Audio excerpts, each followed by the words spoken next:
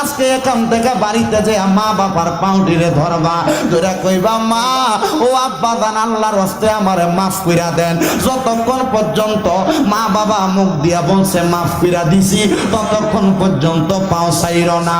চিন্তা করে দেখো, যারার মা নাই তারা চাইলেও মায়ের মুখে একটা লোকমা ভাত তুলা দিতে পারে না, আব্বার মুখে একটা লোকমা ভাত তুলা দিতে পারে না। পারবো কেমনে রে যুবক ভাইয়েরা?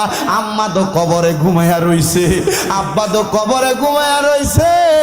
আহারে সন্তানের দল, তোমার আম্মা জান কত কষ্ট করে তোমারে মানুষ করছে। ঘরের মধ্যে মুরগিটা প্রথম ডিমটা পারলে ওই ডিমটা তুমি ফুতের আগে খাওয়াইতো, আমার সন্তান খাইলে তার ব্রেন বুদ্ধি বালা হইব।